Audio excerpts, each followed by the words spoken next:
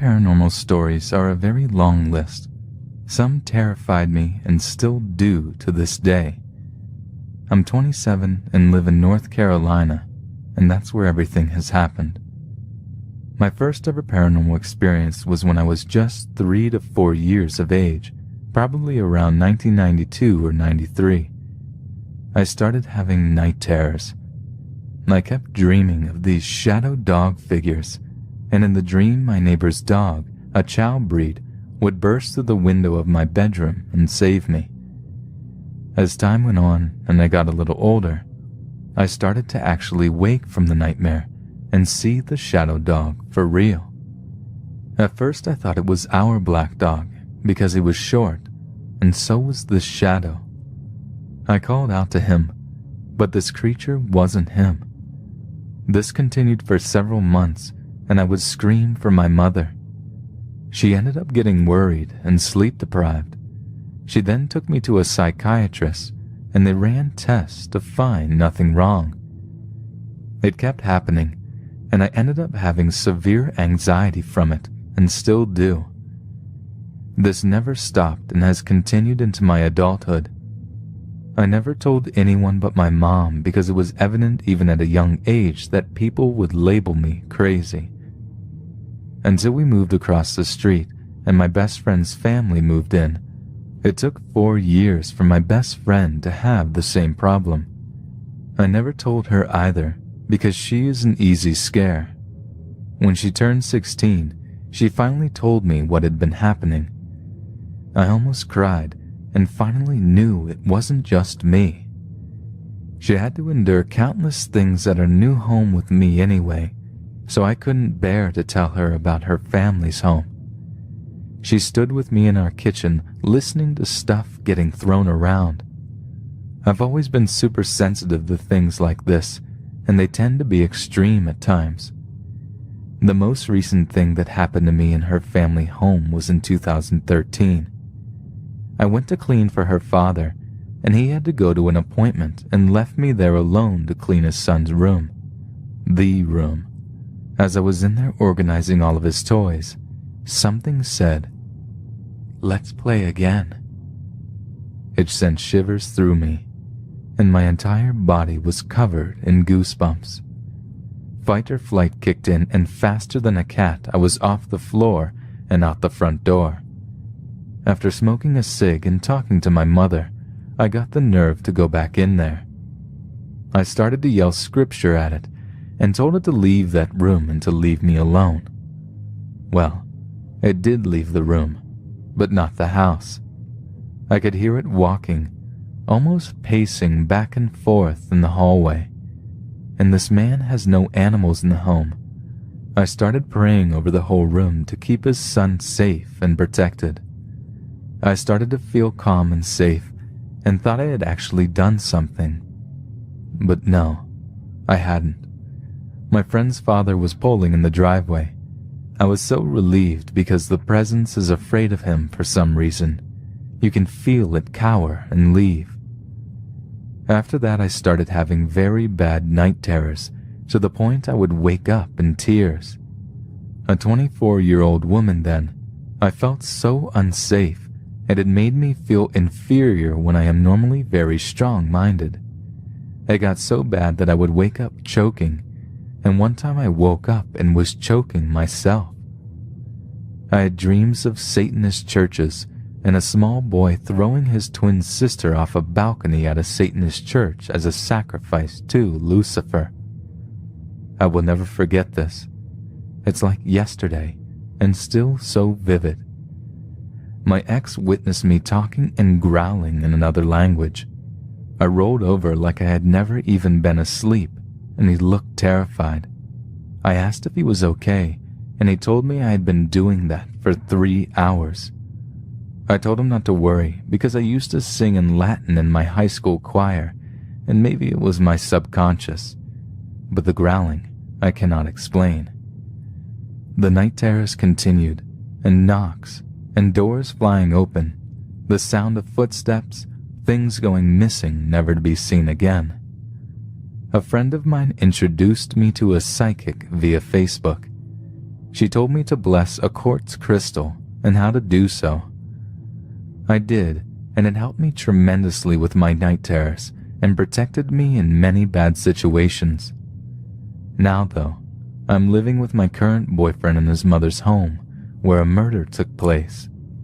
2 homes right beside each other, and both had to be blessed by priests.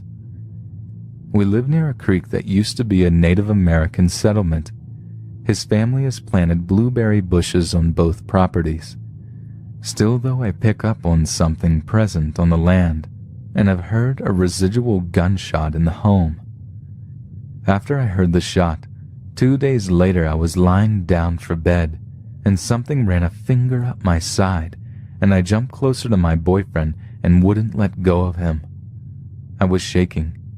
You would think it wouldn't bother me by now, but in fact it still does. Everywhere I live in this town has some kind of paranormal occurrence. Last year I woke up to my friend calling my name at 8:30 a.m. I looked all over the house for her and found nothing. I put my clothes on thinking maybe she was in distress and needed me, so I got in my car and headed over there. She met me at the door and asked if I had been there. I hadn't, and I told her this, asking her why as well. She told me she woke up at 8:30, same as me, to the sound of me calling her name. Luckily I had brought my sage and told her it was time to cleanse the home again. I went to every corner of the home, starting in the basement, and sent the presents out her front door. She did as I did, of course, because the land and home belonged to her, making it more effective. Well, I got home and realized I had royally messed up because it had followed me. So many terrible things followed. I smudged my father's home where I was staying because my sister was doing drugs and becoming increasingly more violent, which wasn't actually normal, even on the drugs. I decided to get my sage out and cleanse the home. I had done this before with no ill reaction from my sister or father. They didn't even know I had done it the other times. I asked God to protect my family from any harm or violence. My sister came in right after I was done and started trying to scream at me. She instantly started choking on her own words and could not cuss me. She couldn't even look me in the face. Her drug use would counteract my cleanse somehow after a week or 2. This is what prompted the crystals. Being a sensitive and empath, I know I will never get away from these occurrences, but I'm trying to keep a level head and not be frightened, which has been hard for me to do.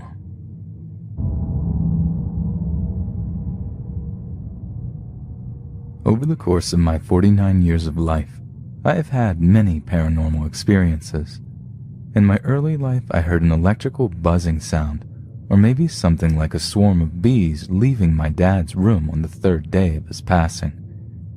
The sound was heard clearly inside our house, and all of us present followed it out our back door and heard it leaving our house and going up into the night sky. Later in my life, I lived in many houses that had paranormal issues. I told people over those years that is why the rent was so cheap. I experienced a ghost black cat that would not let me cross the street one evening. That one freaked me out because I could see his silhouette, but my hand passed right through him when I tried to pet him. And yet another incident with an animal happened one evening a few years ago in my sister's apartment. She had 3 dogs, and the oldest one was put down due to health issues that were causing him a lot of pain. My wife and I stayed one evening, and we had to sleep on the living room floor because it was my sister's last evening at the apartment, and she had already moved all the beds. My sister was going to sleep on her couch with her other 2 small dogs. As my wife and I settled in and lights were out, my wife suddenly said, "There is a freaking dog lying on my feet." I also felt it, but just to make sure, I moved and started to rub his side with my right foot. I could feel his firm coat, but oddly not warm. I reached over for the flashlight, and when I turned on the light, there was no dog at our feet, and the other two were lying on the couch with my sister.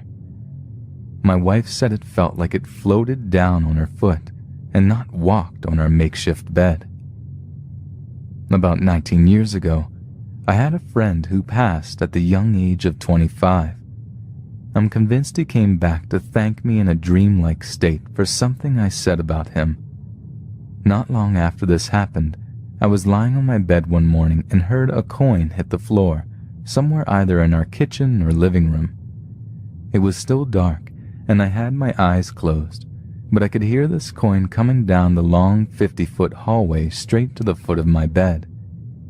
Then it started to go around in circles until it vibrated to a stop. As soon as it stopped vibrating, my alarm clock went off, and it was exactly 5 a.m. I heard my wife, who was sleeping with my daughter in the other room, get up and go to the kitchen. As I was getting ready to leave, I stopped at my front door as my wife said, "Do you know what woke me up this morning?" I immediately said, "A penny." Then I said, "Wait a minute, I haven't even seen it yet." As we both walked back the hallway, I stopped in disbelief at what I saw on the hallway. I said, "What's wrong with this picture?" First, I had a plywood floor that in some places the coin would have had to jump over a 1/8 inch. What was even more amazing was that my wife had laundry all over the floor in a zigzag pattern that would have made it impossible for the coin to travel in a straight line. When I finally reached the foot of my bed, it was indeed a penny. Now my last story is one of my brother-in-law, who passed a few years ago. His passing really took the wind out of my sail. He was my go-to guy when I needed healing. On Valentine's Day, 10 months after he passed, my wife and I were headed home when all of a sudden my SUV radio stations started switching to different channels and the volume display was going up and down until it stopped on one song. The song playing was about dying young. It played all the way home until I reached my driveway and stopped my car. I went inside my house and cried. I told my brother-in-law if he could hear me to please know he didn't have to prove to me that he was still around. I told him it was not the same as before because we can't have a normal conversation. Fast forward a few months, and I was at the end of my rope arguing with my young daughter one night. As my daughter slammed the front door and went outside, I said out loud in front of my wife, "I hope my brother-in-law scares the you-know-what out of her." I regret this request for the rest of my life. A few days later, my daughter was better than normal in her behavior. She seemed to be the nicest person in the world, and she was doing all of her chores. When I asked my wife what was up, she told me I think it's better she tells you so you can explain. I had no idea what she was talking about. I called my daughter to my room. She began by apologizing and starting to tell me about that night we argued. She said after she cooled off and came back inside the house, she went straight to bed. During the night, she said she felt something pick her up and lay her down on the carpet next to her bed. She woke up, but was too scared to open her eyes. She then felt herself being dragged across the carpet and could feel the fibers dragging across her face until she came to a stop. As she summoned herself to open her eyes, she found herself in the middle of our hallway. She got up and ran back to her room and covered her eyes with her bed sheets. Reluctantly, I told her what I said that night and vowed never to repeat it. I told her that our loved ones need to be at rest and should never have to come back to solve our problems. I told her we should never open doors we cannot close because sometimes unwanted spirits cross over and cause more tension in our lives. Nevertheless, this incident came with both positive and negative results in our relationship. She is still somewhat in denial of the paranormal and wishes to put the whole incident behind her.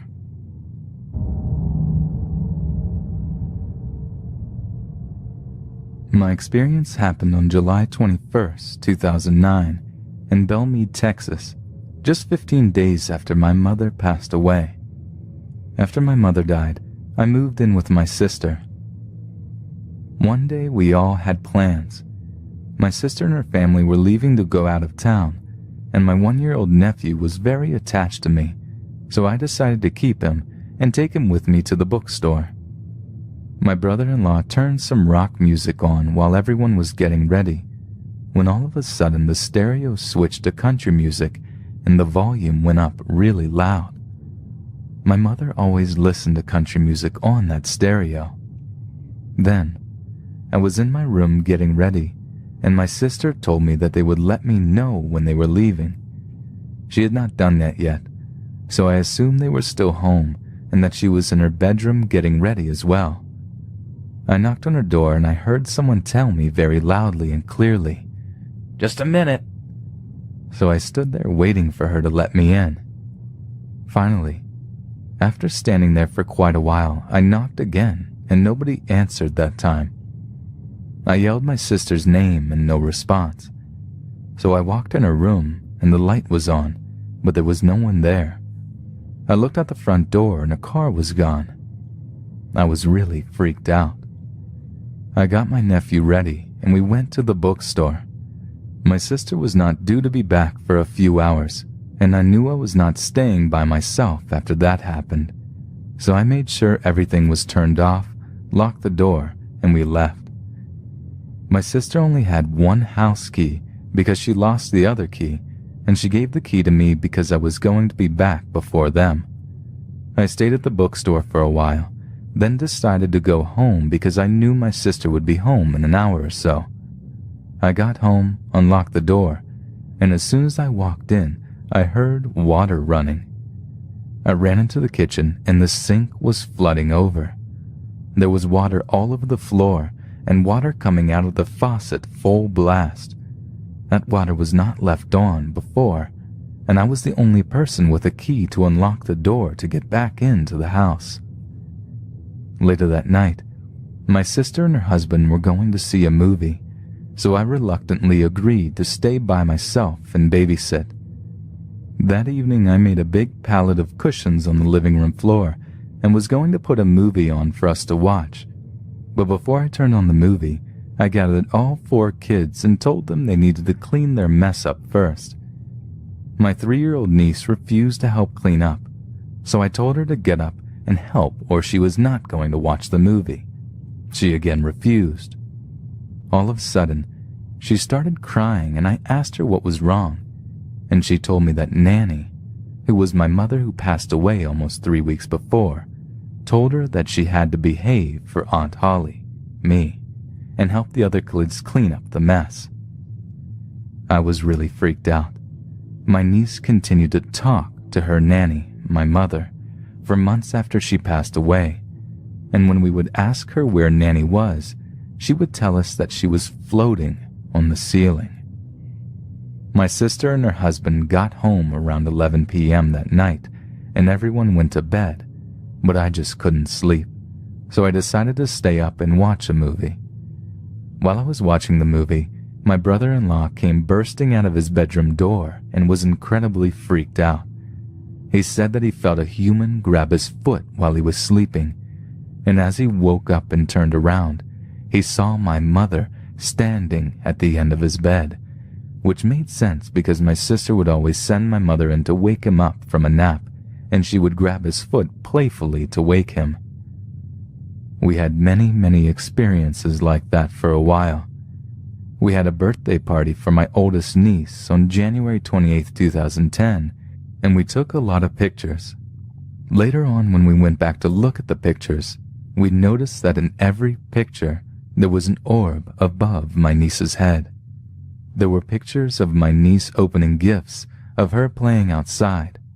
In every picture, she was doing something totally different and in different rooms of the house, and the orb was still above her head.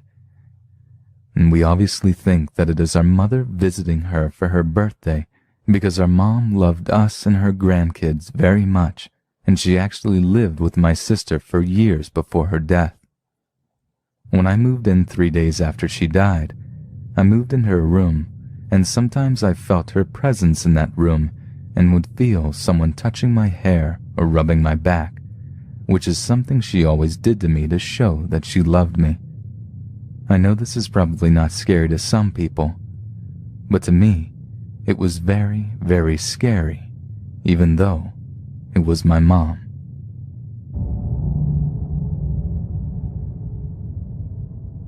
I'm a 22-year-old girl, and the following incident happened when I was 17 years old.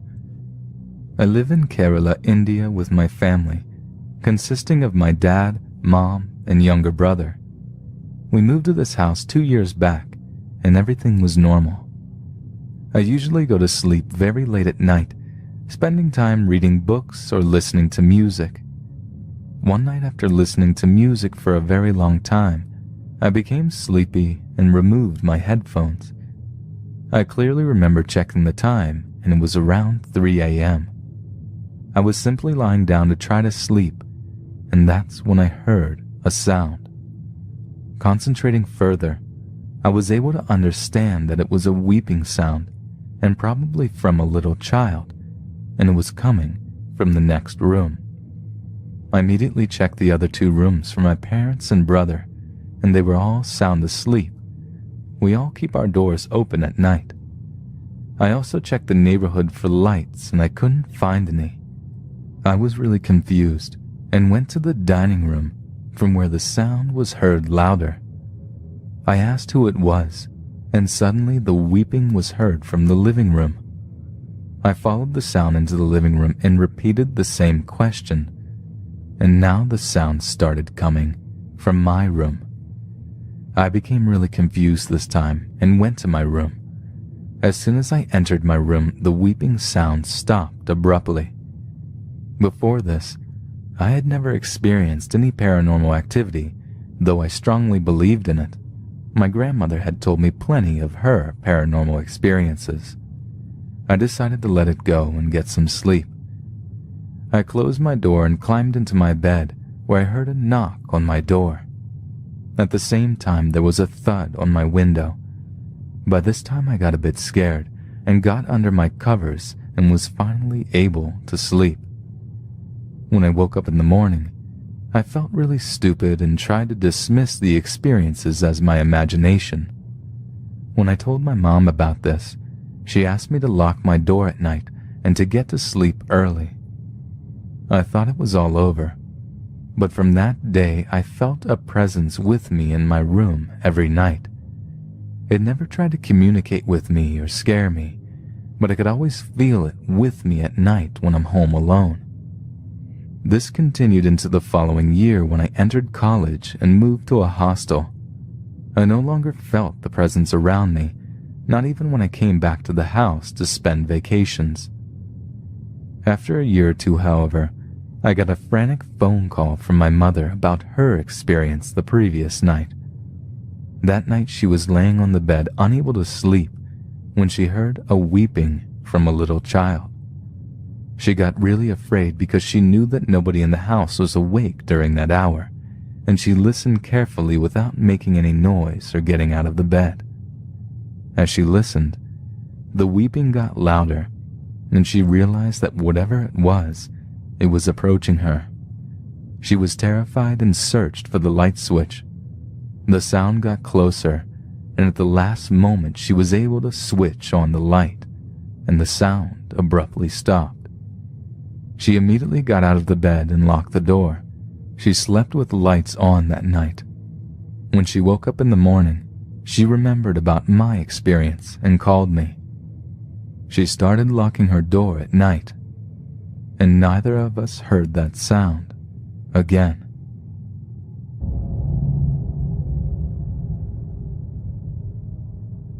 March 2015, Orlando, Florida. My children, wife, family, and friends have all experienced paranormal activity in this house. There isn't just one ghost, but so many over the years due to previous occupants playing with the Ouija board. In 2009, my neck was broken in a bicycle accident. I have had 2 MRIs and pain management pills and spinal shots. In March 2015, I was so sick as never being able to sleep in the constant pain that I asked the spirits in my house to just take me. What happened next, I have never seen in any story. I would regularly have my son sleep with his mother because I could not sleep and the pain was worse at night. So on the night of the first experience, I think I fell asleep at 4 a.m. with my little dog in bed with me and Pitbull on the floor next to the bed. I felt 3 fingers held together press underneath the bed on my lower back, and the pressure got stronger and stronger.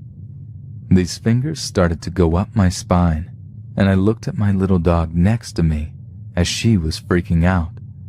Then the bed lifted off the floor a foot as these fingers went up my spine and my lower half was frozen. When this presence went all the way up to my skull, I thought for sure it was trying to invade my body. So I said, "Leave me now!" And the bed dropped to the floor. The next day I called my sister and told my wife because we all have had experiences and events in this house over and over. So 20 days from that event, I was working on my SUV in the front driveway and asked my wife to come outside and stand next to the jack while I was working inside the wheel well with the tire on. I felt the lower part of my back disc start to separate one by one. There was a previous operation there at L5 to L7. Then there was an electrical charge that started from that area so strong I could feel it go through my back, up through my arms and out my fingers. The same thing with my legs and down to my toes. This hurt so bad, it felt like holding on to 120 volts and just staying there. I screamed really loud, and my neck snapped so loud my wife heard it outside the vehicle. I fell to the ground, and first moved my fingers, and then legs to see if I could even move, and I could, just fine. I got up and told my wife that I felt different, really different, and asked her to feel my disc and my neck by my skull that would stick out a half an inch. My wife didn't feel it anymore, and I felt better, but not perfect yet. The following week I went to my pain management doctor, and I didn't tell her the true story of what had happened, only that my neck snapped back into place. At this point, doctors only wanted to surgically remove my problem disc, so the doctor prescribed more pills, but I didn't tell her I had stopped taking the pills I was on for the past 6 years. I wanted to see where this was going to take me. So 21 days from the first event, again I still wasn't perfectly sleeping due to pain still under my upper back and neck, but what changed was that I could now sleep on my side, which I wasn't able to do for years, and my arms were not going to sleep over and over again like they did through the night. Again sleeping with my little dog in my son's bed, I awoke at 3 a.m. with a hand on my left shoulder and what felt like a knee in the center of my back and a hand on my lower right shoulder. The ghost pushed forward with so much force it put my right shoulder back into socket, which I had no idea was even out. Once that was done, I haven't had the level of pain I lived in for the past 6 years. After this, I was scheduled to have another doctor visit, and I told the doctor the true story and that I would no longer need the pills. She believed me. I'm looking back into the records to possibly find if maybe there was a chiropractor that lived in that house in the past.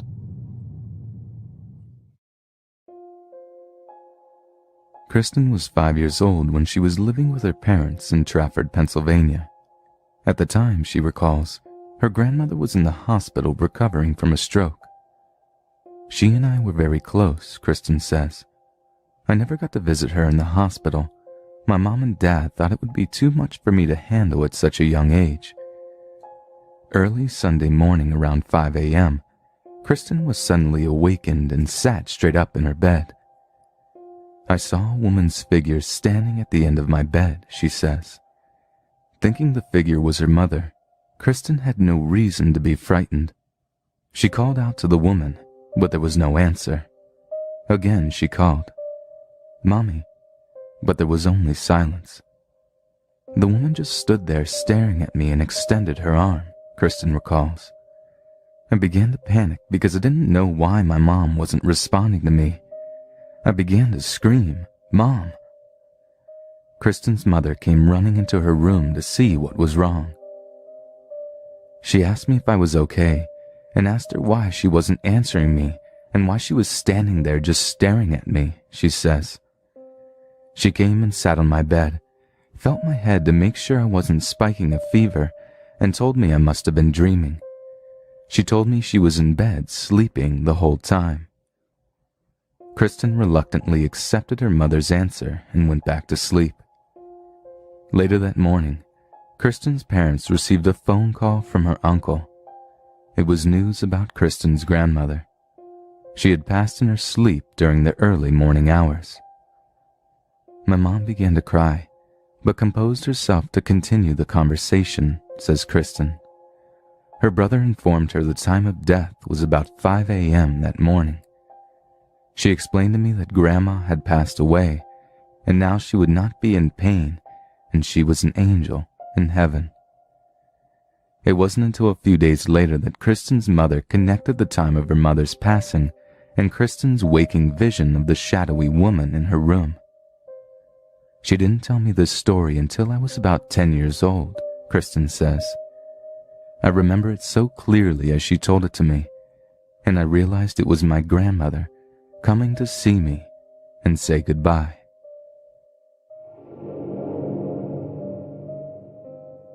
It was the spring of 1990, when Josh, his brother Aaron, and his mother were living in a mobile home on a farm outside of Laurelville, Ohio. On this night, Josh awoke from a disturbing nightmare. Today he cannot recall the details of the bad dream, but he does remember that it scared him enough that he had to get out of bed to seek his mother's comfort. I walked up the short hallway to my mother's room to try and crawl in bed with her, Josh says. She told me to go back to my bed, so I walked back toward my room, which I shared with my brother Aaron. Josh was not prepared for what he encountered as he began to enter his room. I will never forget what I saw. There on my brother's bedpost was a dark figure that looked like a gargoyle or gremlin. I really couldn't make out anything like its feet or legs. It just had a really square, rigid head like a gargoyle. It was about 2 feet tall and was hunched over a bit and was looking at Aaron. I stopped dead in my tracks and gasped when I saw it. It turned its head as if it heard me. I couldn't see any eyes, just the outline of its face. Terrified, Josh turned and ran back into his mother's room. Figuring Josh was just in need of a little assurance, she walked him back to his bedroom to show that there was no monster there. And indeed, there wasn't. Whatever Josh saw was now gone. She didn't believe me, so I just tried to forget it, Josh says. I didn't mention it to anyone after that night. So it must have been Josh's imagination, influenced by his nightmare, right? A few years later, when Josh was in 10th grade, he was sitting with a classmate named Ryan. Josh noticed a few large scars on his neck and asked Ryan how he got them. Ryan said that when he was about 8 years old, he accidentally ran through a sliding glass door. He claimed the cuts almost killed him due to blood loss. But then he confessed to Josh a strange element to the story. The strange thing was, Ryan told him, the night before the accident, my brother saw a little dark figure sitting on my bed watching me sleep. As Ryan described it, what his brother had seen sounded exactly like the gargoyle-like creature Josh had encountered.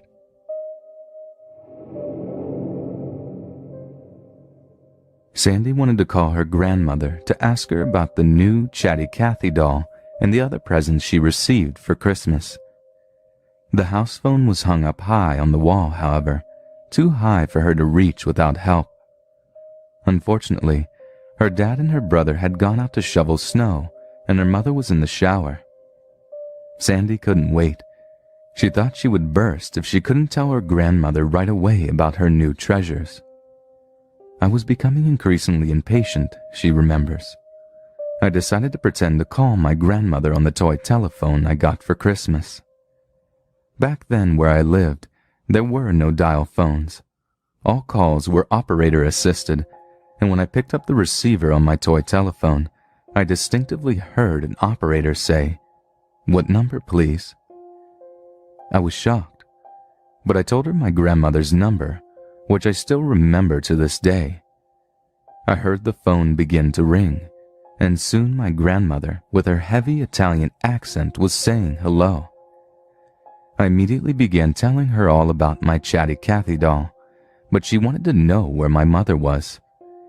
I explained that my mother was in the shower, and my dad and brother were outside. She knew that I could not use the telephone by myself, and asked me how I climbed up to use the telephone high up on the wall. I explained that I had called her on my toy telephone. She laughed heartily before telling me to have my mother call when she got out of the shower. When my mother got out of the shower, I tried to tell her that I had really talked to Grandma on my toy phone, and that she wanted my mother to call her. My mother laughed like my grandmother did, but since I kept insisting that she call Grandma, she finally did. When she discovered that I had really talked to my grandmother, I got in big trouble. My mother insisted I had somehow dangerously climbed the wall to use the phone. I insisted that I had called Grandmother on my toy phone and got in big trouble for lying. Sandy spent the rest of Christmas in her room, falsely accused of dangerous climbing and lying.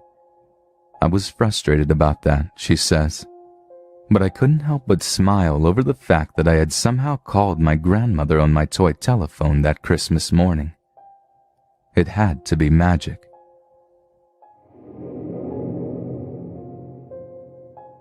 In early summer of 1954, Douglas was 8 years old and living in an eastern suburb of London, England, close to Epping Forest.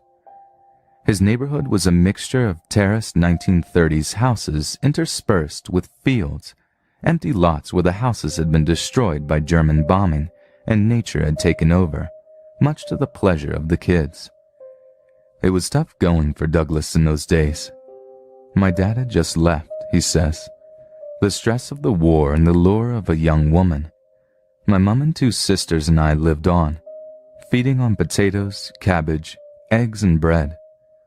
Mom got a job at the engineering factory just around the corner to pay the home loan. One particular day after lunch, Douglas walked his mother back to her job before he was heading off to school. He asked if he could have a few pennies to buy some candy. I can still see the open handbag and the big leather purse she opened, which was empty, Douglas recalls. I can still feel the immense mutual embracement that there was no pocket money to be had. I skipped away wishing I had never asked. Douglas ran across a field behind some shops, then on a mud path through the grass across another open space. Still craving sweets, he decided to employ a higher authority. In my grief and childish need, I just demanded of Jesus pocket money for sweets, he says. In reply, a deep male voice somewhere above and behind me said, "Kick the grass." I looked about. I was alone. I kicked the grass. "Kick the grass," said the voice, and I did again. This was a clump of solid wild grass, almost wild oats that seemed to take over bomb sites in those days. "Kick the grass again," said the voice, and I did. Out of the grass rolled a hexagonal coin, worth 3 pence in those days. Elated with his astonishing luck, Douglas dashed off to the sweet shop with his coin and consumed the rest of his surreal experience. I've thought of this occurrence throughout my life, Douglas reflects, and have no conclusions except that it actually happened and I consumed the result. To my knowledge, the voice was coming from just behind and above me, although no one was there. The voice was deep, English and male, and I didn't recognize it. My further attempts at securing instant money by praying did not work.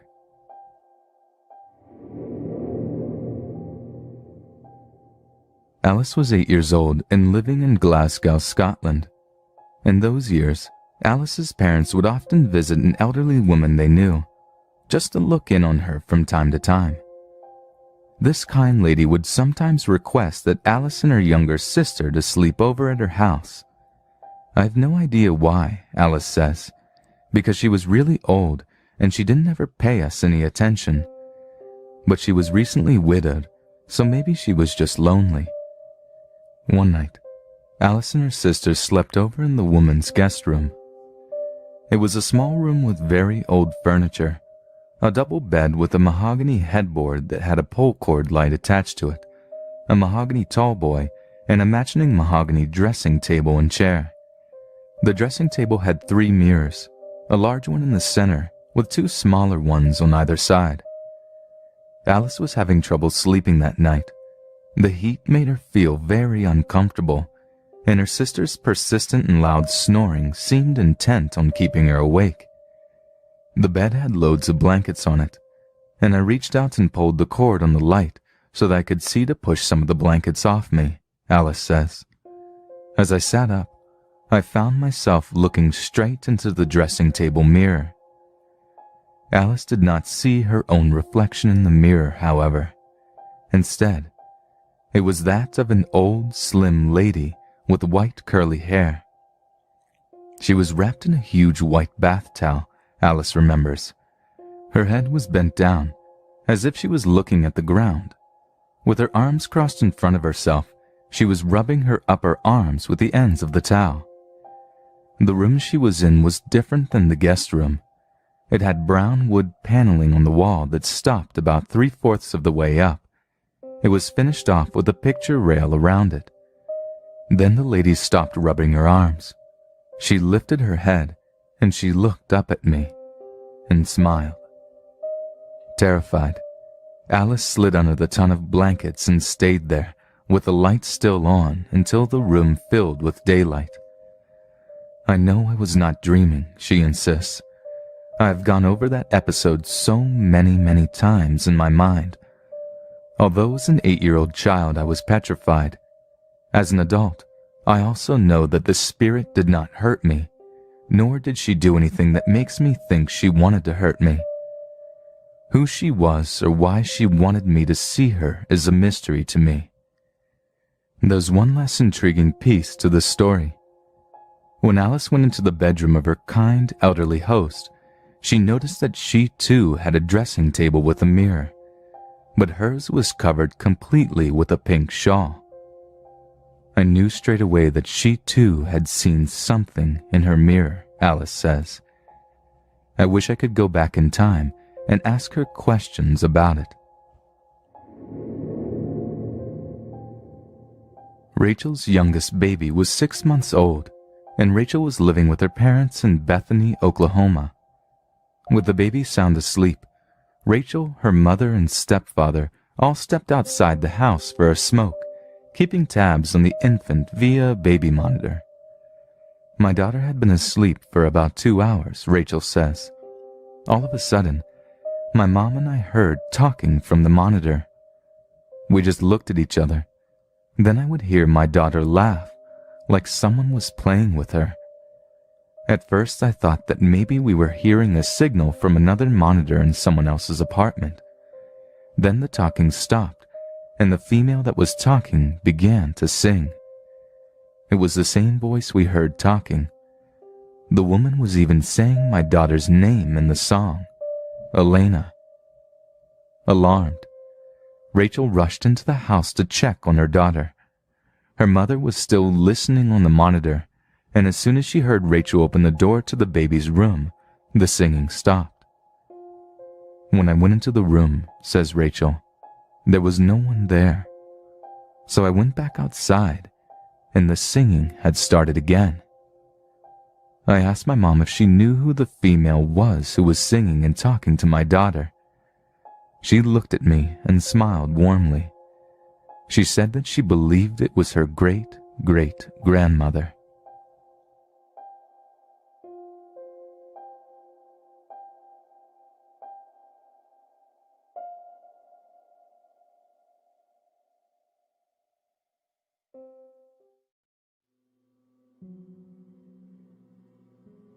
My mom and sister went to my neighbor's house, leaving me alone in the house. It was about 4:30 and already beginning to get dark. I took that opportunity to sneak upstairs into the attic to try on some Halloween stuff. I quickly ran up the steps, knowing that if my mom came back and caught me, I would be in deep trouble. Although all the windows were shut, I felt a cold breeze pass through me, but I thought nothing of it at first because I had no past experience of paranormal phenomena. I rummaged through the bag of Halloween costumes and pulled out a witch's hat, which I tried on for size. Almost immediately, some unseen force hit the hat. I dropped the bag and quickly turned around, but found nothing against which I could have knocked the hat. As I bent down to pick up the bag, I saw the handle to the bathroom door turn and the door rapidly open. I walked cautiously into the bathroom, wondering what had caused the door to open in such a way. I suddenly had a feeling that there was another presence within the room. I looked out of the window to check if my mother and sister were still outside, and sure enough, they were. Just as I was about to turn away from the window, I saw the reflection of the cupboard door sliding open. I turned around hastily to try and see what was causing these incidents, but I wasn't quick enough to catch whatever it was. Terrified, I threw the bag back into the cupboard box and ran downstairs and out into the front garden, waiting anxiously for my mom to return home. That night, I had a nightmare about what might have followed if I'd stayed up there any longer. Evil, gleaming red eyes stared at me from the bathroom cupboard, locking me in the bathroom and causing complete havoc around the house. Several unexplainable things have happened up there since then, including self-breaking objects. But what was it besides my own equilibrium that I disturbed in that attic that evening?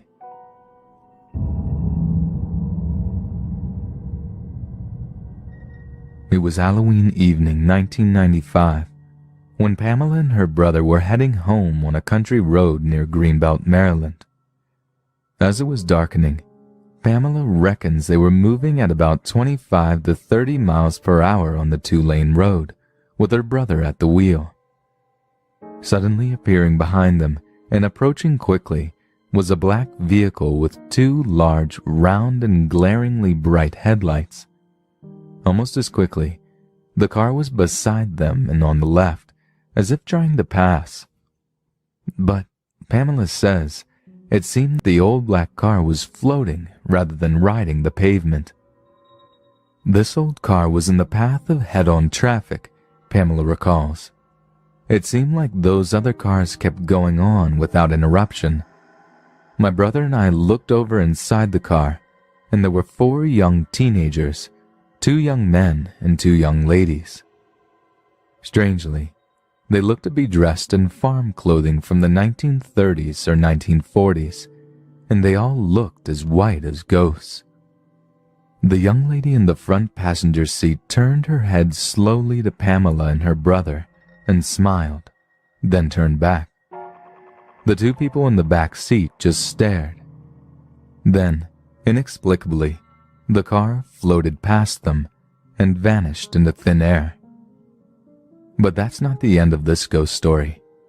In 1997, my brother and I were on the same road around the same time again coming home, Pamela says, and the same spirits appeared and repeated the same scene. In 1998, my brother was alone driving home on this road, and the same ghosts appeared again, repeating the same scenario. Maybe these teens were going out on Halloween and got into some terrible accident. They're clearly stuck on this road driving. God rest their souls.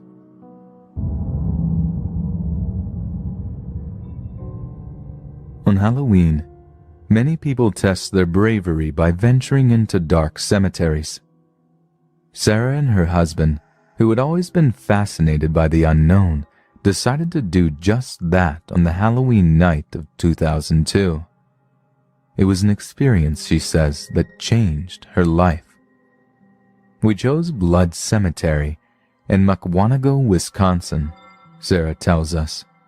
I think it goes by a different name now, but the Blood family was the first African-American family in that town, and they are buried in that cemetery near a statue of a book on a pillar. Sarah's husband used to live in that town and often heard tales of supernatural events occurring in the cemetery. This got Sarah's juices flowing, so armed with a camera, 2 flashlights, and an audio recording device, they headed into the tiny cemetery. We headed for the Blood Monument first, she says. After waiting around in vain for the Blood family to show themselves, we did a little walking around. We were about 48 feet away from the Blood Monument when something made me turn around and look back at it. I saw what appeared to be a giant blue orb. It was about the size and shape of a human head, and about that far off the ground. I didn't look long enough to make out a face, so I cannot tell you if it was truly a face or not. That's all it took for Sarah and her husband to run out of the cemetery at a speed they never imagined they could attain. Although the ground was dry, they both stumbled and tripped as they ran.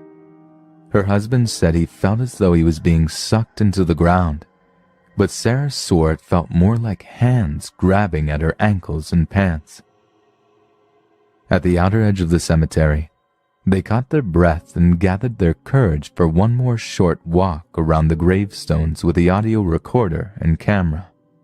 I tried to open myself up a little, and I was lured to a random area of the cemetery, says Sarah. We stood there for about 10 seconds, until I felt the sudden urge to run. I said, "Oh my God, we have to go." I started running with all my might. My husband followed. I turned and I snapped a picture of the spot we were standing. When we got back to the car, we listened to the audio. This is what we heard: the shuffling of our feet in the leaves, and then it stops. Get out. The voice was obviously not human, but not quite animal, Sarah is certain. It was a demon. The pictures showed a whole lot of nothing, except for 2 little red eyes.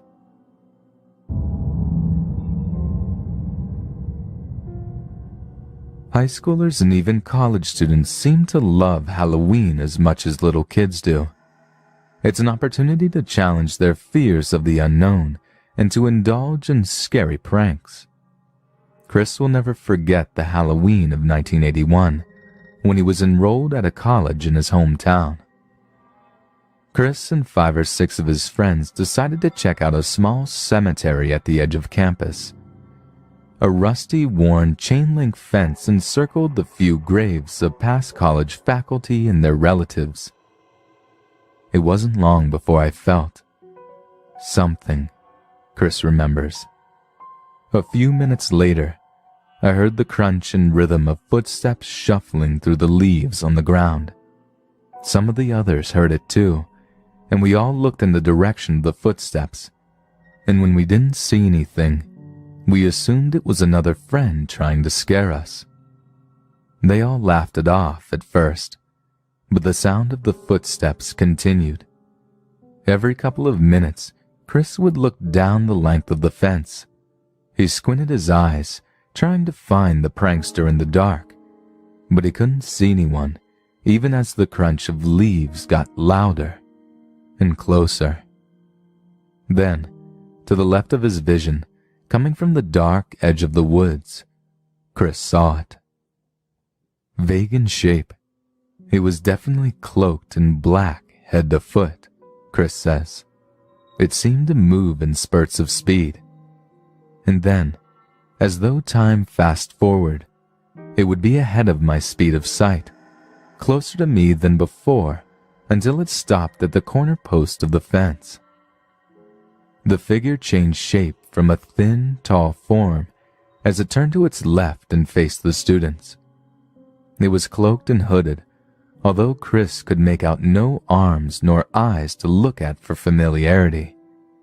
There was no shape of feet, even though the hem of its cloak floated inches above the leaves and grass.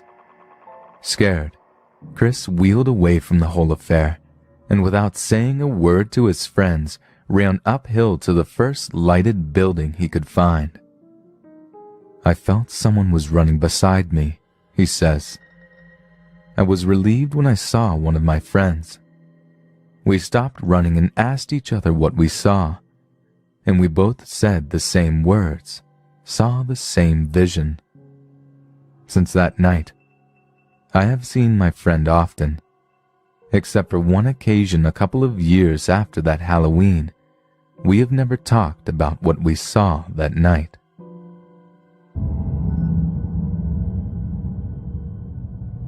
Halloween often inspires people to break out their Ouija boards, even if the talking board has been sitting gathering dust on a shelf the rest of the year. Bea and her friends Ingrid, Anna, Laura, and May decide to experiment with the board one night some years ago in Bea's large house in Australia. Bea's parents were away on business, and her brother and sister were visiting an uncle in South Australia, so she and her friends had the house to themselves for a sleepover. Naturally, sleep was the last thing on their minds. Anna, who was really into seances and the paranormal, suggested playing with the Ouija board, which she brought with her. I have 2 Pomeranian dogs, Muffy, tan, and Shadow, black, says Bea. And my friend Ingrid has a white Pomeranian called Haley.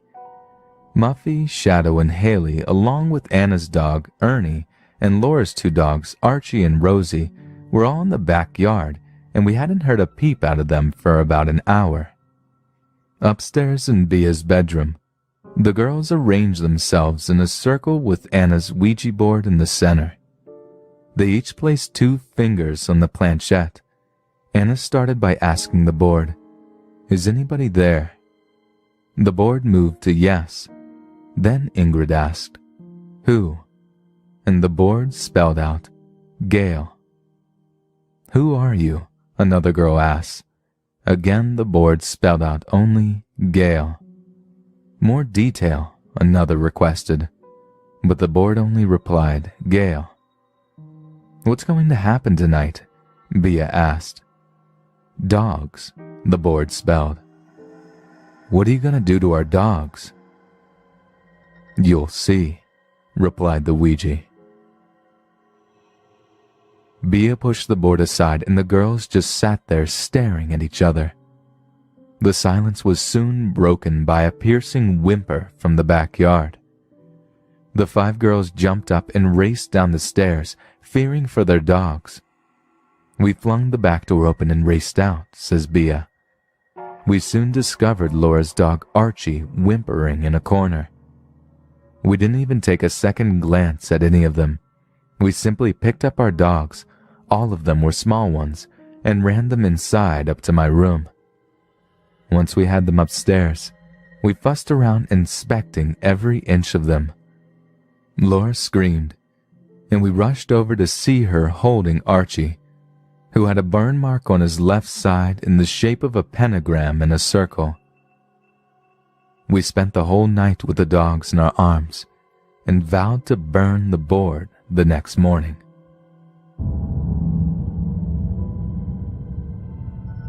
The following incident happened on Halloween night 2005.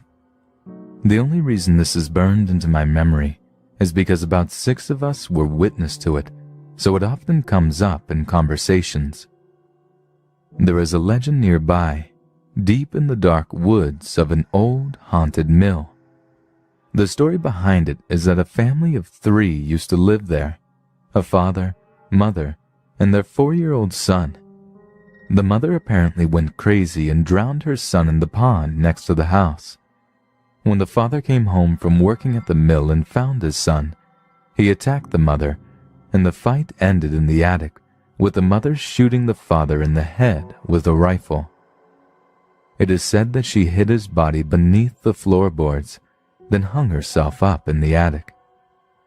The legend suggests if you go up in the attic and call the woman degrading names, she will appear to you. So, being the bored kids that we were, my 5 friends and I piled into my little car and drove to the haunted mill. I had my digital camera and was anxious to capture images of some ghosts.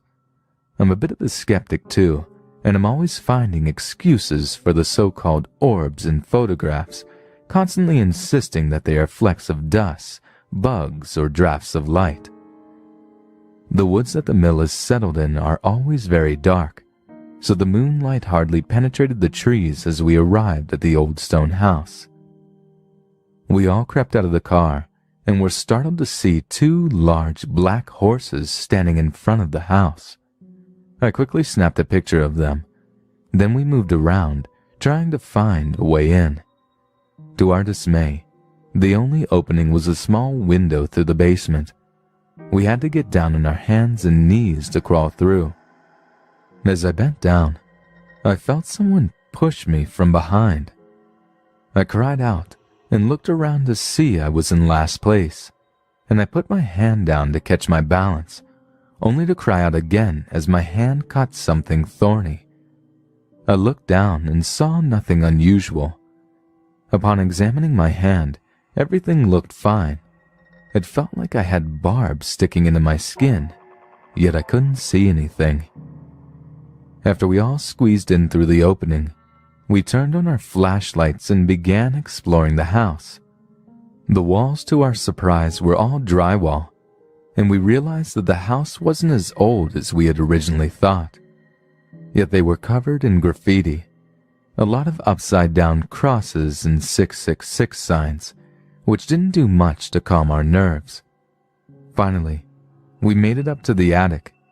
We all huddled together in the center and held hands.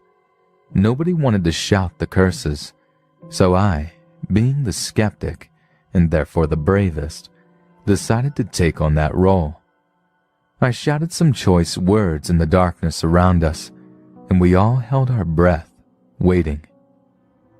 Nothing happened. We waited for about 50 minutes with no apparition of the woman's ghost. With a mixture of relief and disappointment, we turned and headed down the stairs. Somehow I got in last place again, so I turned and snapped one more picture of the empty attic. I swear to you, as my flash bounced off the walls, I saw a lone female figure standing in the back corner. Terrified, I ran down the steps after my friends. No more incidences happened, although when we got outside, the horses were nowhere to be found. I took one more picture of the house, one of the old crumbling barn, one of the pond, and one of the eerie little shack we found in the backyard. Then we once again all piled into my car and left the premises. When we got back to my friend's house, we hooked up my camera to the TV so we could sift through the pictures on a large screen. The results were creepy, to say the least. A picture of the horses captured them standing there, staring at us. Their eyes were red. Now I know that often happens to people's and animals' eyes in pictures, but it was still unsettling to look at. The rooms in the house all had millions of orbs in them. I brushed it off until we viewed the pictures of the barn, the pond, and the little shack. None of those had any orbs. Yet the picture of the house had tons of them. Weird. The attic photos showed nothing unusual, unfortunately, so nobody believed me when I said I thought I saw something. But the last picture that someone had snapped of the side of the house was the creepiest. A few orbs appeared in the air, but one orb in particular was an odd bluish-purple color, and there was the distinct outline of a skull. I have the pictures still to this day, and everyone I have shown them to all agree that they are very strange, and the skull picture, as we dubbed it, is the most chilling picture I have ever took. The weird thing is, the skull is looming directly over the place where I had snagged my hand on something, and in the following days, an odd rash appeared all over my fingers. It eventually went away, but the doctors had no idea what it was, and neither do I.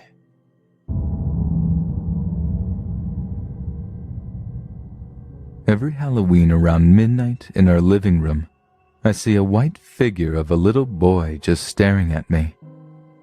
This first happened in 2005, the year my mom and I first moved into our apartment. I was 10 years old and my mom was sleeping. Usually I can't sleep on Halloween because I get too scared. That year, I couldn't close my eyes without feeling someone sneaking into my room. When I first saw it was about 1 a.m., and I was just lying in my bed thinking about the Halloween that had just passed. I started to drift off. Then I felt as if someone or something was tickling my feet. So I opened my eyes, and that was when I saw him. I distinctly remember that he was all the way over by the wall. I closed my eyes, thinking that it was just my imagination. But when I opened them again, he was closer than he was before. I ran into my mom's room and told her what I saw. Of course, she didn't believe me, and she told me to go back to sleep. So I went back to my room and fell asleep. I dreamed of the boy in white all through the rest of the night, and it scared me incredibly badly. The thing about it is, as I see him every year, he gets clearer and clearer, and he also gets bigger and bigger, as if he is growing up with me. I'm 13 now, and he also looks about 13.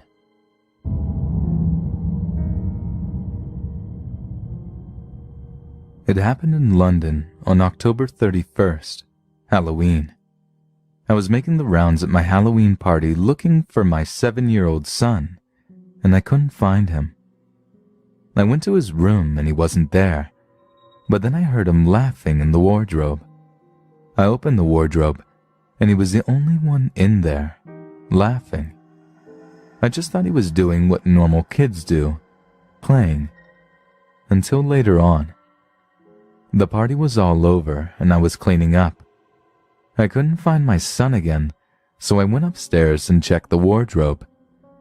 He was in there laughing again. This time I asked him what he was doing. "I'm playing with Mary," he replied. I thought this time one of the kids was in there with him, hiding, so I opened the other side of the wardrobe. There was nobody there. So I thought that he had an imaginary friend. I told him to stop talking about an imaginary friend because it's not real, and then I went downstairs to clean more. 2 hours later at 10 p.m., I'd finished cleaning up and my son was already in bed. I was tired, so I went to bed. When I went into my room, I found a message written in my lipstick on the mirror saying, "You're wrong. I am real. I am Bloody Mary." As soon as I saw this, I rushed to my son's room only to find him with bloody scratches all over his arms, legs, and face. He shouted at me, "I hate you. This wouldn't have happened if you said that she was real."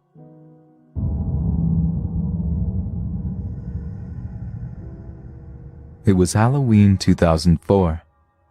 It all happened in my cousin's house at Antipolo City, Philippines. It was a nice day, and I was so excited that I would be seeing my cousins and other relatives.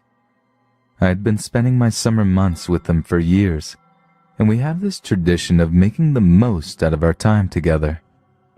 That day, My cousin and I went to buy music CDs and decided to grab a DVD movie so we could hang out at home watching and enjoying R&B sounds. We decided to go straight back home to my cousin's house to listen to the CDs we bought. We took the back entrance of their house leading to the second floor, where we saw her nanny and niece. My cousin decided to stay in her room for a few minutes, and as for me, I started taking the stairs down to the ground floor of the house. The ground floor part of my cousin's house had been abandoned for about 3 months. My other 2 cousins had used 2 bedrooms down there, but now they had to vacate the ground floor to reserve it for guests during special occasions only. The house itself had 3 floors, yet there are only 5 people who live in it. As I took the last step of the stairs, at the side of my eyes I saw a dark, tall shadow about 6 feet tall pass by the kitchen door at my left. I just ignored it though, since then I was more excited about listening to the CDs, and I had been seeing a lot of those shadows in the past years, so at this point I was kind of used to it. I took one of the CDs and began to play it on the stereo with just a minimal volume, just for me to relax. As I was sitting on the couch, my cousin came into the living room and turned the stereo volume up very loud. As we were enjoying the music, suddenly the volume dropped down to 0.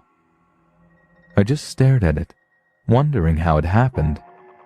My cousin even got mad at me because she thought I was the one who lowered the volume using the remote control. I just looked at her and pointed at the remote control on the top of the stereo.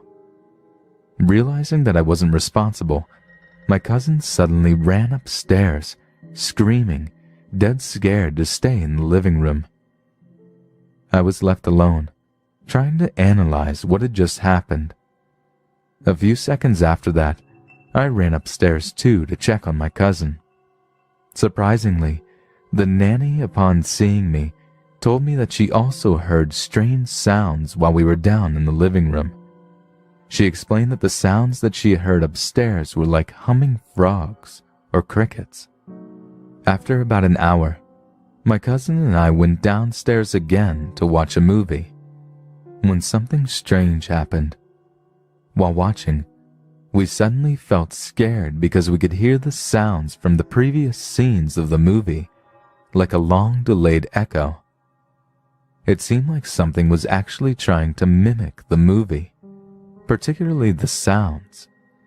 Finally, we made up our minds to stop watching and just listen to the CDs, this time a lot louder. We also switched on all the lights on the ground floor. This time, my cousin even shouted at the ghost, "This is when I'm able to spend time with my cousin, so beat it." From there we went on enjoying the sounds and chatting with each other. During the height of our enjoyment, one of the figurines from the top of the stereo flew off and crashed on the floor. My cousin wasn't scared. In fact, she got mad because it was her mom's favorite figurine. At first we thought it was the strong vibration of the speakers that caused the figurine to fall. But there were many other items on top of the speakers, some a lot lighter than the figurine, so why just that one? Also, it didn't just fall. It was more like it was thrown. We knew we weren't welcome anymore. Something was trying to hinder us from staying in that particular part of the house. We found out that it wasn't just us who experienced weird things in that living room, but also my other cousins and most of the people who used to work there as nannies for them. These former nannies had left without a word, even without getting paid. Perhaps they were in fear of getting harmed or bothered by that same shadow entity.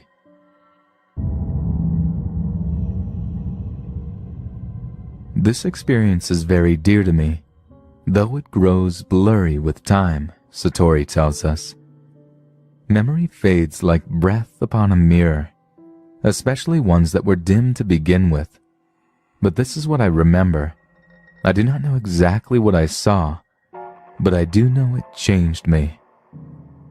Satori's experience took place at an all-girls Catholic college she attended, where it was rumored there was a particular bathroom that was haunted. The girls frequently talked about the icy air in this room, and of hearing and seeing strange things, and a feeling of being watched. Satori dismissed them as tall tales. One Halloween, however, Satori and her friend decided to go and talk to the spirit. They went into one of the bathroom stalls that had a bathtub because it was said to be the center of the haunting energy. My friend got into the bathtub and started feeling around, Satori says. I did too. And I felt the most amazing feeling, a tingling, like electric current coming from the walls and faucets. I was stunned, but oddly enough, not afraid. Elated was more the word. We got out of the tub, and that's when I saw it. The pale image of a young girl with dark hair and deep, sad eyes. She was wearing some kind of slip. Her wrists were cut, and her blood was dripping down the drain. She looked like me. Again, I did not feel fear, only sympathy. I think she put the razor in the soap dish, I said to my friend. I know, she answered. Suddenly, I felt this presence, this tingling warm feeling inside, like the way your arms prickle before a storm. I said to it, "Come out, don't be afraid." And the feeling got stronger. Then I said, "It's okay, we understand. You can go back." And the feeling seemed to move upward in my body until it disappeared. Then there was no more energy. When the girls stood to leave, however, Satori was stricken with an overwhelming feeling of sadness and loneliness. I knew she did not want us to leave, Satori says. I said to her gently, "I'm so sorry, but we can't help you. You need to go back now." Then I felt the sadness lift, and the room grew lighter. I felt her leave. She never returned, and no one spoke of her again. But I will never forget her. She taught me a lesson. Compassion heals all wounds, whether alive or dead.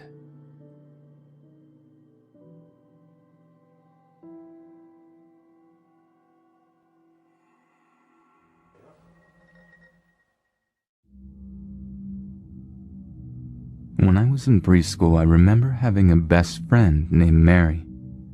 I still remember her perfectly, down to the lamb sweater she always wore, and her haircut very similar to how mine was. I remember playing with her in my room, sitting with her during lunch and craft time, and I remember her coming to my birthday party and even playing tag all day. After preschool had ended and kindergarten began, Mary stopped showing up at school and I never really saw her again since. A few years ago, I'm 17 now, I asked my mom what had happened to Mary and where she had went. My mom informed me that there was no such person, and there never had been. She told me that she would hear me talking to myself in my room. I always ran around by myself playing tag, and that even my preschool teachers had mentioned that I would always introduce them and other students to my friend, but no one ever saw her. I blocked my childhood memories out until I was about 15, so I really have no recollection of a lot of things that had happened. But Mary is one person I've never forgotten, or been able to forget, and I never understood why. Now I live in a very small town famous for a school bombing in the late 1920s. I searched some records and found a girl that looked very similar to Mary who was killed in the explosion. A lot of the people had reported seeing unrecognizable children dressed in outdated clothing at the elementary school, but no one I know has ever talked about seeing them at or around or in their house, or even wearing clothing that was similar to New Age children.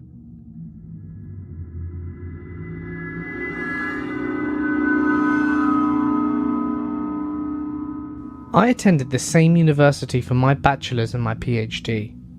There was a lovely woman by the name of Jennifer, who was my reading and content area instructor.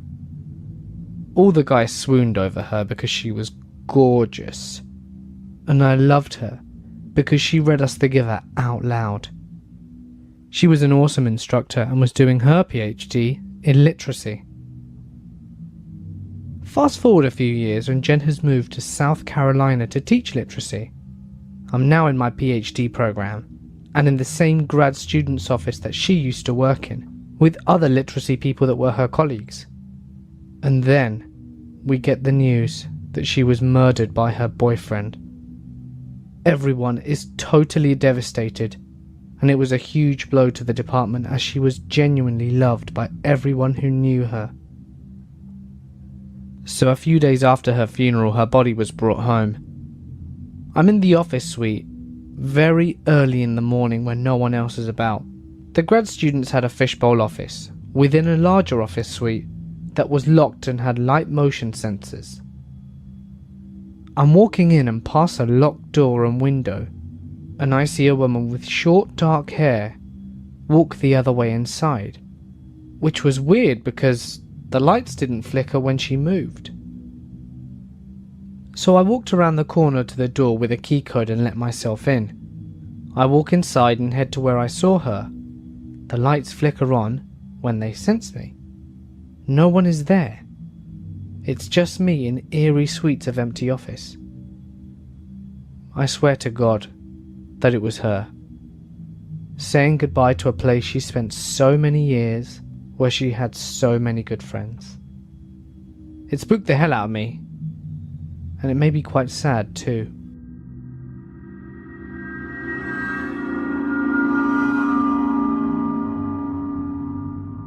When I was in the 8th grade, I went on a school trip that was called the Louisiana Tour. It was mostly going around to significant sites in South Louisiana.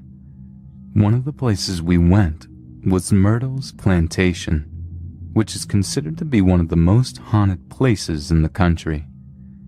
There are all kinds of stories about the place, but at one point we were standing in a room as a part of a larger group, and the tour guide was talking about something, but I don't remember what. As I'm standing there, I start to hear what sounds like someone hitting a piano key. After I heard it a couple of times, I started to look around for the source of the noise. I didn't see a piano, but I kept hearing it. So I asked my friends who were standing near me if they heard it, and they said no. When I heard it again, I said there it is again, and that they must have heard it, and they thought I was crazy. So I went back to looking around the room. Everyone's eyes were on the tour guide except for one woman. She caught my eye and pointed at me, then at her ear with a questioning look. I realized she was asking if I heard it too, and I nodded. At this point, the tour guide starts telling a story about a soldier who had died there, and that he played the piano and multiple guests had reported hearing him playing it in the night. I honestly didn't know what to think, and I guess I still don't. I talked to the woman as we were all leaving the room, and she had heard the exact same thing as me, but her husband and son had not heard it.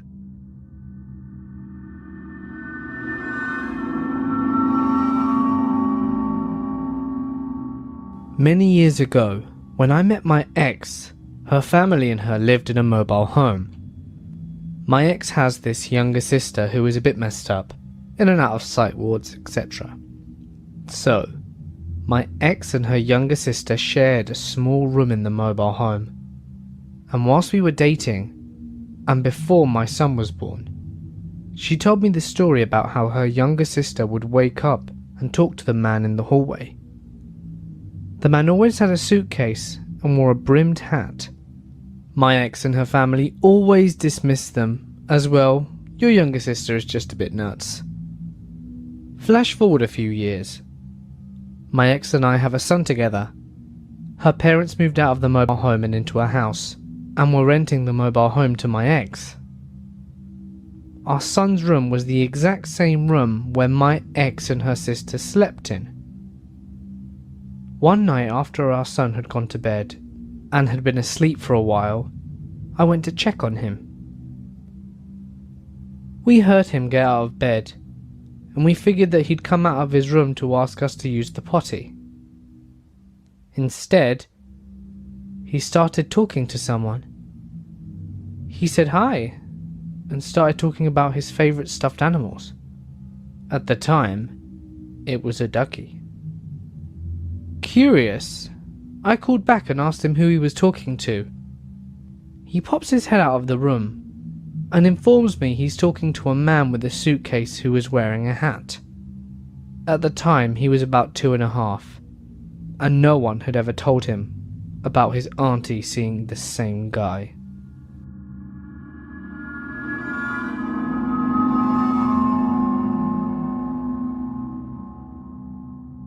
I come from a fairly religious family. We were Jehovah's Witnesses growing up, the RLDS, then Baptist when I went to live with my mom. That being said, the entire family always believed in spirits, ghosts, demons, witches, elementals, etc. As a kid, I had no clue what ghosts were except what was on TV. Not until I was about 8 or 9 when I was laying on a couch in our living room. The grown-ups were sitting in front of the couch in a circle. I was just laying there listening to the stories of my elders when my grandmother says, "Oh, Michael," my dad's name, "I saw a male ghost walk through your house yesterday." Since then, I've had some experiences, and have always been fond of the experiences of my family members and other people's too. My first encounter with a ghost was with whom I believe was the man my grandma mentioned. I had gotten home from school and wanted a snack, so I grabbed an orange, peeled it, and took it to the trash can. Our trash can was in our pantry storage room. From our front door straight ahead is our kitchen. To the left, the basement. Straight ahead from the kitchen is the storage room. Behind that, the laundry room. As I was headed to the trash can, I remember getting pretty antsy. I felt as if someone was right above me, almost as if someone was towering over me. I put the peels in the trash can, and as soon as I closed the lid, I heard a very deep-sounding, menacing laugh right behind me. I was pretty terrified and ran to find my sister and tell her what had happened. She was surprised because she said she's heard the same laugh in that room before, which made me feel a little better. Yes, it could have been my neighbor's voice traveling into the house, but that room had no doors or windows, and I heard it right behind me. The second encounter I had was when I was in 5th grade. I finally got to stay home alone one night whilst my dad and siblings ran errands, and I was super excited. I had never stayed home alone before and enjoyed the peace and quiet. I decided I would try and finish my homework as quick as I could so that I could play video games by myself instead of sharing with my brother. So I'm sitting at the dining room table. Everything is fine and I'm getting my work done. After about 20 minutes, I start to hear the basement door rattle. I think maybe a draft is coming through and write it off as that. It rattles again. Whatever, it's just wind, I think. But all of a sudden I hear footsteps running through the house. Not like your usual steps here, steps there, but I hear running. From over by the basement all the way to the back of the house where our bedrooms are. My dogs start barking, and I freak out. I'm frozen in my chair for what feels like forever. feeling that if I move, it'll happen again. I muster up the courage to grab our house phone and run out of the house. I sit at the edge of our driveway and call my mom, telling her what's happening, and just stare at the windows of our house. As I'm talking to her, the curtains in the front room start to move, as if someone was peeking through them. My mom calls my dad and tells him what had happened. I sit there for another 30 minutes until he and my siblings get home. I didn't stay home alone again for a long time. This next one is something that happened to my mother. My mother has always had a sort of gift. She has been able to hear spirits speak to her and see spirits since she was a little kid. The first story she ever told me, though, kept me up all night. It was dinner time, and me and my brother and mother were all at the dinner table. We were all talking about various topics, and the subject of ghosts popped up. She told us she would tell us a story if we promised we weren't going to get scared. When she was about 6 years old, she lived in Virginia with her 4 siblings and parents. They lived in a pretty old house that had a lot of history. She said she remembered being inside playing with her dolls. She was sitting next to a vent and said she started to hear something in the basement. She said she leaned in and put her ear to the vent, and all she heard was her name. She said that there was a woman's voice coming from the vent, saying her name in a song voice like, "Valerie, Valerie." She said she got up, ran outside, and told her parents. They said she was making it up and had an overactive imagination. Years later, my mom found out that a woman hung herself in the basement of that house. This last one is another one that involves my mother. She told me when I was about 23. She moved back to Virginia when I was about 17 or 18. My brother went with her as well. She's a nurse and decided to go take care of my grandfather as he was dying, since she was the most qualified out of her siblings. A little before my grandfather passed, Mother decided to look for houses to live in since she couldn't bear living in the house that her father was so sick in. Understandable. So she had a couple of houses picked out that she wanted to look at for her and my brother.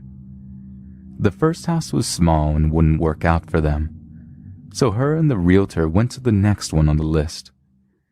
They got to the house, and everything was fine until they got inside of the place. My mother said she took 5 steps into the house, looked into the first room, and said she saw a man standing there.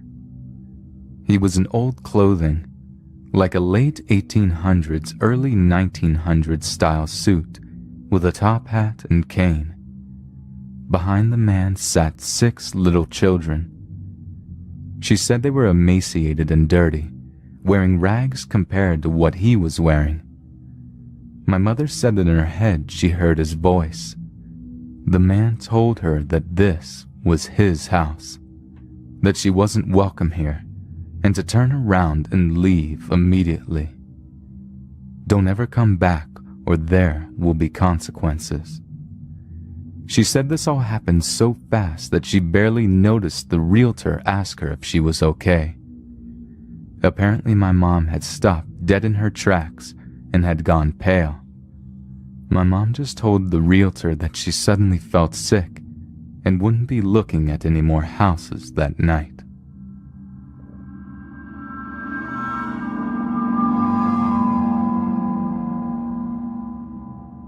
My grandfather died last year, sometime when my son was maybe a year old. We had dinner with the whole family every Friday, so my son had seen him several times. My grandfather was very quiet and a proud man, but when he thought he was alone or unseen, he would make silly faces at my son to get a laugh. A couple of nights after his funeral, my son, who likes to crawl into bed with us in the middle of the night, started laughing uncontrollably at 2 a.m. So I get out of the bed to go see what's going on, and find my son sitting in the middle of the living room, in the dark, laughing. Remember, it's 2 a.m. So I say, "Hey, buddy, what are you doing?" He just replies, "Papa, funny." I got a little nervous for some reason and went to pick him up and bring him up to our room for the rest of the night.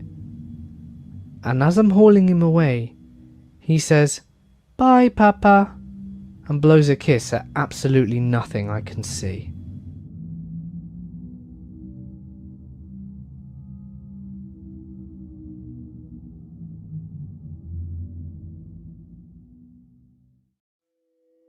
Who is the Hat Man?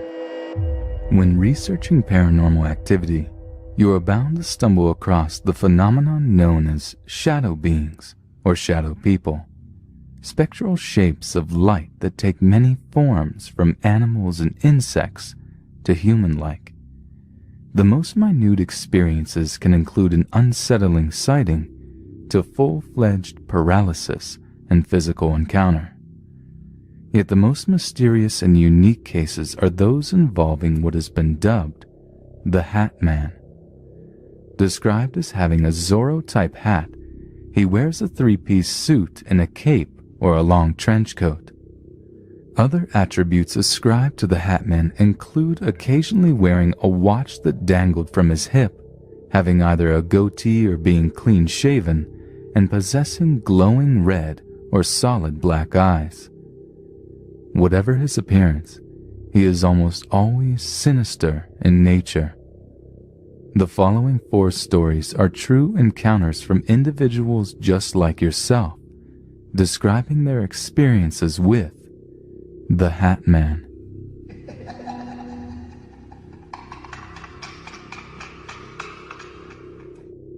These experiences have confused and befuddled me for years.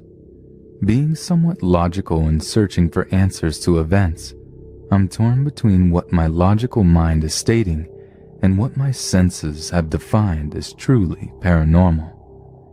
There are several members here who can identify with the ability to see spirits with the mind's eye, and it's this ability that has me questioning my logic. We all know about sleep paralysis and the dreamlike hallucinations one can have upon waking and finding oneself without the ability to move or speak. But what about when it occurs prior to falling asleep? Perhaps I should elaborate. There have been times when soon after I lay down to sleep, sometimes only seconds after, I can visualize and sense a presence. Normally, he is standing close behind me, although many times I've seen him standing in a doorway to the room I'm in. He is who most of us call the Hat Man, and he gives off a very terrifying vibe. He is pitch black, wears a wide brim hat and a trench coat. He never moves, neither closer nor further away. Sometimes, I lie awake trying not to close my eyes because I know what's coming next. Soon after the visualization, my ears begin to ring, my head starts to buzz, and from there the buzz takes over my body and sends me into paralysis. I feel like he's trying to gain access to my innermost thoughts and emotions. Not possession, mind you, but more like being read. I should mention that one of my biggest fears is being smothered or drowned, and the feeling I get during an episode is that of being buried alive. Not the physical sensation of pressure, but that I'm running out of air. I've had these episodes most of my life, way before I knew what a shadow person or who the Hat Man was. Words can express the fear that overtakes me when I hear the activities of others in the area and am powerless to alert them. There have been times when the ringing in my ears begin, then the vision, The only time I can control the progress of the paralysis is during the ear ringing. Once the buzz comes, it's too late.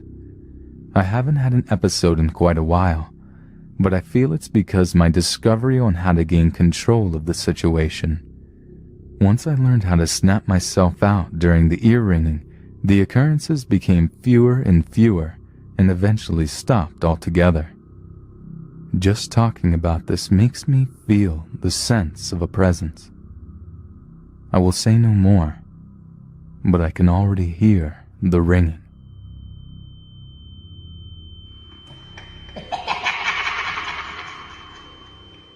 It was June 2014 in Los Angeles, California. I was sleeping on the top part of my bunk bed. I was 13 and hadn't had much experience with the supernatural or the paranormal before. I was lying on my back, and my knees were up and my feet flat on the mattress. I was slowly falling asleep when I wanted to change positions, but found that I couldn't. I tried laying my legs flat down, but I still couldn't. I didn't have a blanket on me, so it started to get a little cold. I remember wanting to call out to my mom in the next room, but couldn't speak. I stayed like that for a few minutes, and during those few minutes it started to get very hard to breathe. My breathing slowed down, and my heart was beating incredibly fast. I felt pressure on my chest, but saw nothing there. Once I was let out of this strange control, something told me to look down at my room floor, and I remember seeing a shadow figure. The night light in my room was on so I could see it clearly. It was like a shadow, and it was male. He was wearing a suit and a hat like a 1940s businessman, and in a blink of an eye, he was gone. I had these experiences more often after that, but I never saw another shadow figure. I remember one time hearing thumps in the wall, but I always just thought it was the neighbors, but it was in the early AM hours, so it couldn't have been. I researched this and found the old hag syndrome, but I'm still not sure what it was.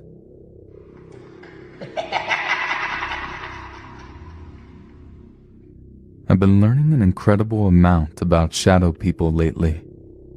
I never knew others had seen the same thing.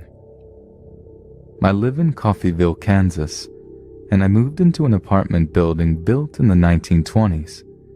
It, along with the Midland Theater next door, are known for paranormal activity. I've lived here 12 years and met the Shadow Man soon after I moved in. At first I'd see movement, but really never looked. As I started looking when I first realized something was there, a dark shadow of a man would walk across the room along the east wall. I told my friends about what I called the Shadow Man, not knowing that it was so widely known. It wears what I call a Dick Tracy hat. It's called a fedora. He wears a trench coat with the collar turned up. There are no details, just the definite dark shape. One time I sensed the shadow person coming from behind me and on my left. As I turned in my chair, my head and shoulders passed through the shadow. Time seemed to go in slow motion. What was 1 second seemed like 60. The shadow passed and on into the wall. I've never seen it again in that area of my apartment. I've never felt any fear. I had one experience that at first I didn't know what to think. The Shadow Man usually always acts the same. Never moves anything, just walks by. But I got up one morning and all my shoes and boots had been taken out of the closet and placed in a line, as if someone was stepping out of my bedroom. The Shadow Man or ghost seemed to be playing a trick. I've been sad the last couple of years. A new company bought the building and did a big remodel, and for whatever reason I don't see the shadow nearly as often as I used to.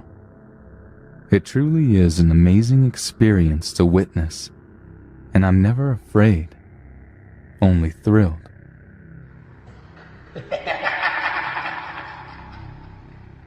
This happened in the late 80s or early 90s. My brother and I were on our way home from Prudential Hollow. We had been there the biggest part of the day, just messing around the old home places. Prudential was a land company, and the Hollow was shut down back in 1975 and 76, and all the remaining houses burned to the ground. It was getting late, and we decided to head back home, a good half-hour to 45-minute walk. We were walking and talking, not paying too much attention on what was going on around us. After all, we had made this walk plenty of times before. We had made it to the head of the hollow and was walking up the straightaway that led to Silas Hollow and the turnoff going to our house. We were snapped back to reality when we heard something coming down the side of the hill to our right. We looked to where the sound came from, thinking that it was a wild animal, and saw an old man come off the hillside, step into the roadway, and start walking towards us. He was wearing a broadcloth type coat and an old black slew hat with the brim shading his face. He walked hunched over with his hands clenched behind his back. No big deal, just another guy out for a walk, I thought. As we neared each other, my brother and I eased to the left so he could pass to the right. We spoke a casual, "Hey, how's it going?" and he muttered and nodded his head as he passed. Both of us felt uneasy, but kept it to ourselves. About a minute passed without either of us saying anything, and I asked my brother if he knew the man, and he said no, that he had never seen him before.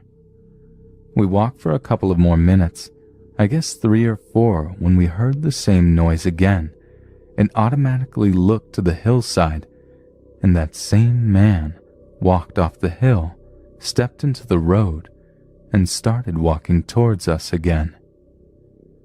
This time we didn't speak, and my brother whispered for me not to look him in the eye. After he passed us the second time, my brother looked at me and said something like, "Frank, something ain't right about this. Let's get out of here as fast as we can." I agreed, and we ran almost to the house. We got within eyesight of the house, and my brother said that he thought we were safe enough to stop and catch our breath. After we rested a few minutes, we went to his house and sat on his porch and tried to comprehend what we had just saw. At the time, we couldn't come up with any answers, so his wife suggested we go talk to our mother. We did, and she told us that the man we saw had been seen by our father and older brothers years before, and that she had no idea who or what he was. I know it's been over 20 years since I've seen the specter, but I still can't get it out of my mind. Who is he? What is he?